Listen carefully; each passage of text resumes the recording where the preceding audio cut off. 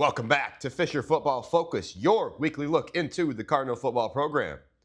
I'm Jacob Rodriguez, and the Cardinals improved to 4-1 on the season and hoisted the Teddy Trophy in a 31-24 overtime win on Saturday, their first Courage Bowl victory in nearly a decade. Let's take a look at how it happened.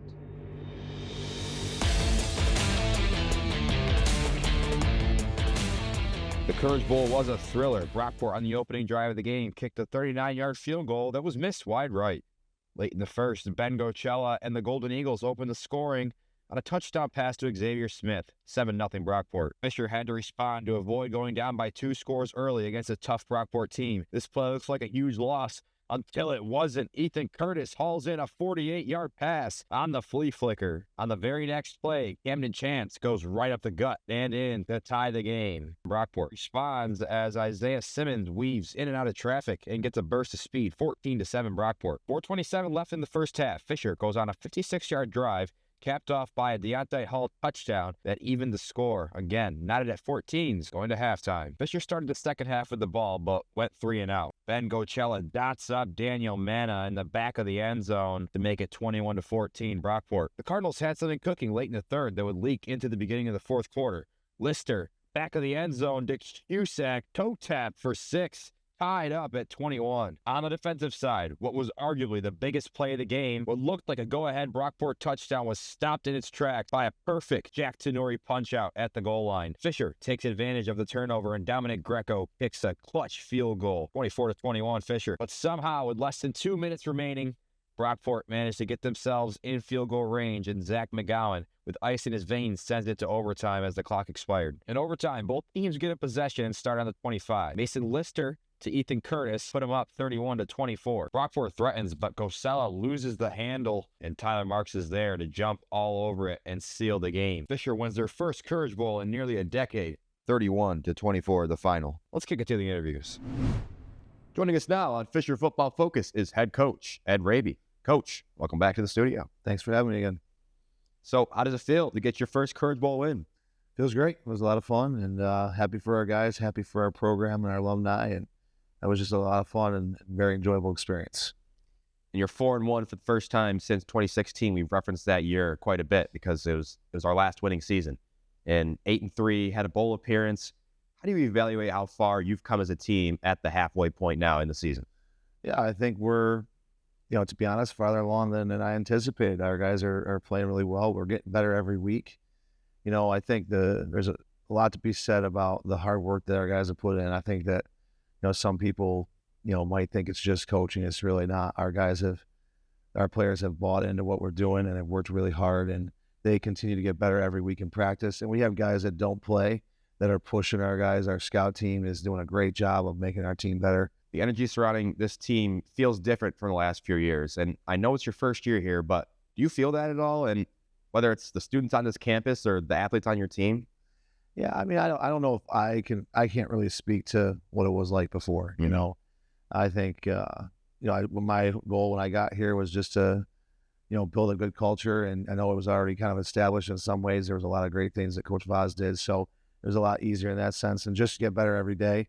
But also, I think, again, for me, I don't really worry about the past, right? I just look at each team as a new team, right? Mm-hmm. So even next year, like that team is different than the year before. Every team in college football is different. So your journey starts once the year's over, kind of right away in the off-season training, and goes through spring ball and the summer. So I was just focused on this group of guys, and our staff focused on this team.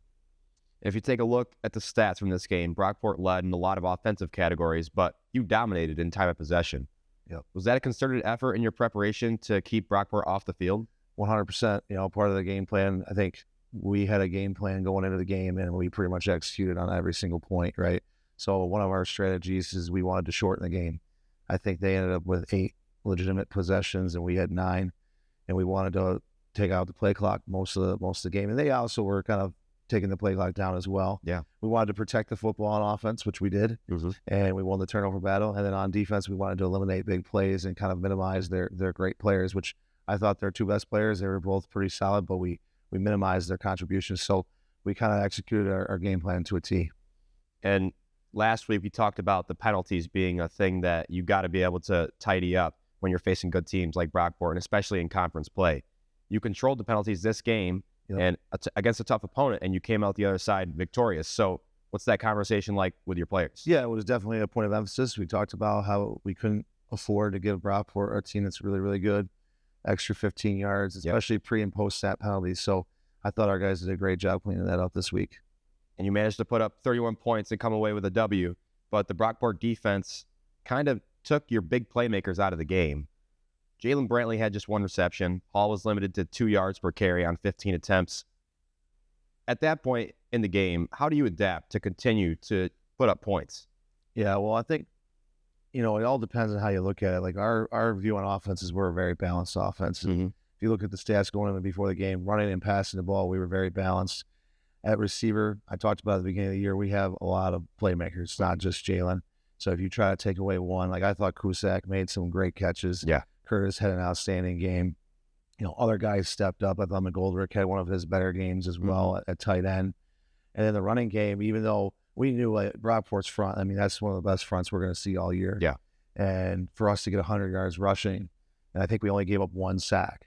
Yeah. Right. So we knew that it was going to be tough sledding against their front, but we were able to get enough in our run game and protect our quarterback enough for us to make big plays in the passing game. So I thought it was an overall team effort on offense.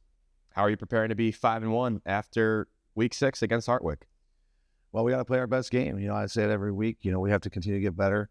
And Hartwick's a much improved football team. I know very much that they are well coached. I'm very familiar with Coach Rogers and some of their staff over there. They're going to be well coached. They're going to be ready to play. And I've been in this situation before when you go to Hartwick. Hartwick is one of the toughest places to play in the league. They've got 2 great running backs. I think on defense, they fly to the ball. So we're going to have our hands full, just like every week in the Empire 8. We better be ready to play, and we got to play our best football game. Coach, thanks for taking the time today. Come back down to the studio, and best of luck in week 6. Appreciate that.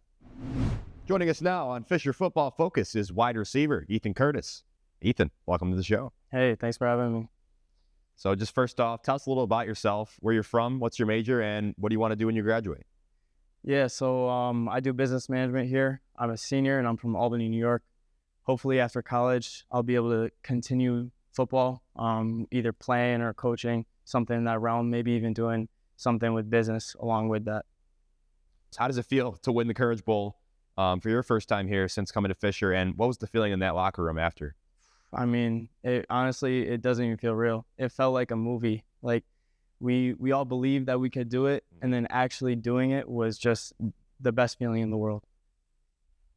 What does it mean to you to be a captain and voted by your peers on the team? It was really an honor. I'm very thankful that those guys trusted me and believed in me to be a leader on this team. And every week, I'm just trying to make sure that I'm doing my job, helping leading this team in the direction we want to go. How do you choose to lead? A lot of guys, I've had some other captains on the team on the show, and Vanderbrink said, he likes to lead by example first, and then he's a vocal leader because he likes to gain the guy's trust first. How do you personally choose to lead? Yeah, so I'm similar to that. I like to lead by example. I think doing what you're supposed to do at all times is a very important part of leadership, right? Because people are looking at you, whether it's, you're taking notes during film or stuff like that. Everyone's looking at you. You got to make sure that you're always on your game and setting the example for the rest of the team. What have you thought so far of Mason Lister since stepping in?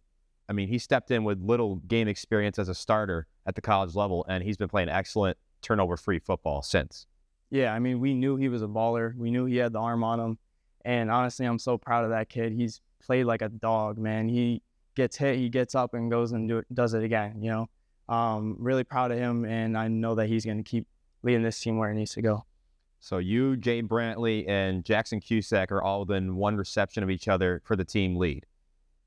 You have 2 great backs in Deontay Hall and Camden Chance. Do you think this is the most balanced you've seen this offense in your time here at Fisher? Yeah, I mean, we got weapons at every position, right? And we also have a lot of depth too, both receivers and running backs and quarterbacks, really, line too. We can really do anything we want. We can throw it, we can run it. Teams don't know who to guard. They can't double any one of us because the rest of us will get open. That's right. So it's honestly, it's a nightmare for defenses going up against us, and it's really fun for us every week. what do you think about the difference in the defense this year from last year, who seemingly make big play after big play and always exactly when you and your team need it? Yeah, I mean, they've been playing great. I think they play for each other, and they all rally to the ball. They're out there with the intention to attack, not just survive, and I think that's really helped them this year. Do you think the culture in the Fisher football program feels different? And how much do you think a new coach can have an impact on that? Absolutely. I mean, we go in every day with the intention to get better, and we go into every game with the intention to win. We're not just here to compete anymore.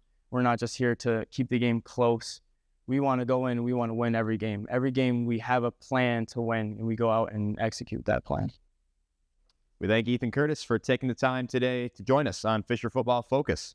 Ethan, best of luck against Hartwick. Thank you. I appreciate it. That's going to do it for this week's episode of Fisher Football Focus. Thanks again to our guest, and let us know who you want to hear from in future episodes. I'm Jacob Rodriguez, and as always, go Cardinals!